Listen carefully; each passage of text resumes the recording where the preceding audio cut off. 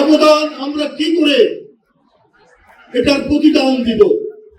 কি করে এটার কোনো প্রতিদান হয় না। সামান্য কয়েকটি টাকা এটা প্রতিদান হতে পারে না।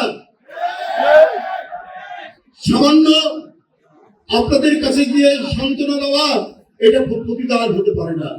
কিন্তু আমি এইটুকু বলবো আপনাদের কাছে, আপনাদের প্রতিটি মুহূর্ত, আপনাদের প্রতিটি মর্ম জ্বালা, আপনাদের বেদনা, আপনাদের আরতি, আপনাদের বাড়িতে বাড়িতে যে মর্শিয়া, এই প্রত্যেকটির সাথে বিএনপি এবং তার চেয়ারম্যান সব সময়ের জন্য নিবিড় ভাবে সংশ্লিষ্ট রয়েছে।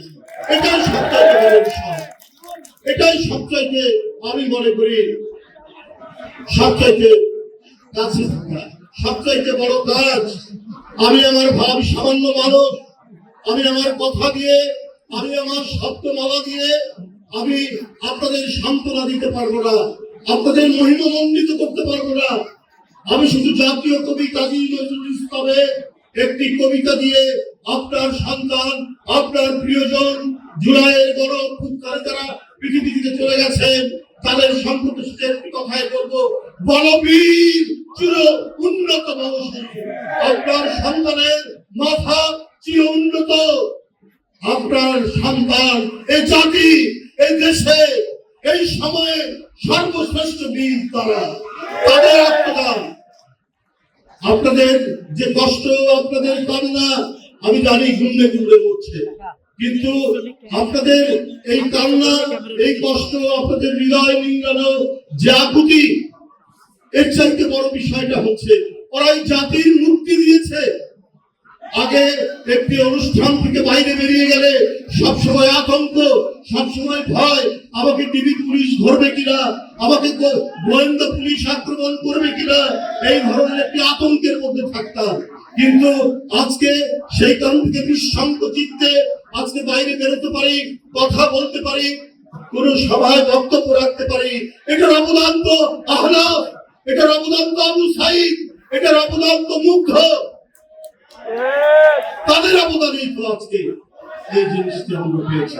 বন্ধুরা, আমরা ছেলেবেলায় আমরা যখন কলেজে পড়ি একটি ইংরেজি কবিতা পড়েছিলাম Alfred টেনিসনের, half a league, half a league, half a league onward, all into the valley of death.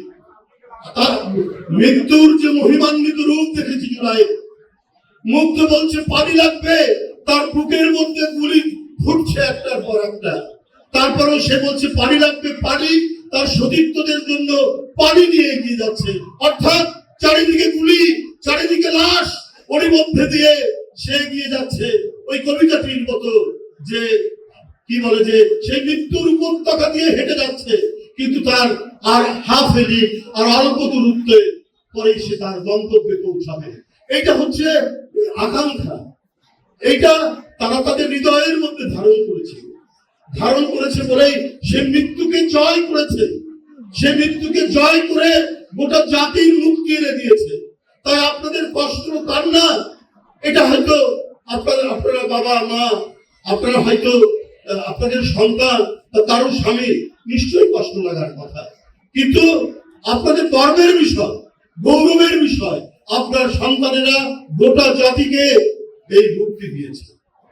আজকে এই যে সময়টি কেটে গেছে, যখন এই আন্দোলন শুরু হয়, কোটা বিরোধী আন্দোলন, দেখুন এই আন্দোলনের প্রতিটি সময় থেকে আমাদের চেয়ারম্যান সাহেব নিবিড় ভাবে সম্পর্কিত। তখন আমি প্রেস কনফারেন্স করতাম, দলের কর্মসূচি জানাতাম, উনি লন্ডন থেকে বলে দিতেন যে আজকে এই বৈষম্য বিরোধী ছাত্র আন্দোলনে ওরা কমপ্লিট শাটডাউন ডেকেছে, এটাকে সমর্থন দেন বিএনপির পক্ষ থেকে। কি বলেছেন? তারেক রহমান বলেছেন, তার নির্দেশে লুকিয়ে লুকিয়ে বিভিন্ন বাড়িতে, কখনো বগলের নিচে ল্যাপটপ নিয়ে সেখানে টাইপ করে কথা দিয়ে তারপরে সেই কর্মসূচি ঘোষণা করছি, অথবা বৈষম্য বিরোধী যারা আপনারা আন্দোলন করছেন তাদের সেই কর্মসূচিকে সমর্থন দিচ্ছি। তারেক রহমান কদিন আমি শুনেছি কেউ বলেছে যে তারেক রহমান সাহেব 17 বছর হয়তো অনেক কিছু দেখেননি, উনি যা দেখেছেন আমরা দেশে থেকেও সেটা দেখিনি, এটাই অত্যন্ত বাস্তব সত্য কথা। উনাকে ফ্যাসিবাদ শেখ হাসিনার সর্বপ্রথম স্বীকার তো তারেক রহমান, তার পরিবার এবং তার মা।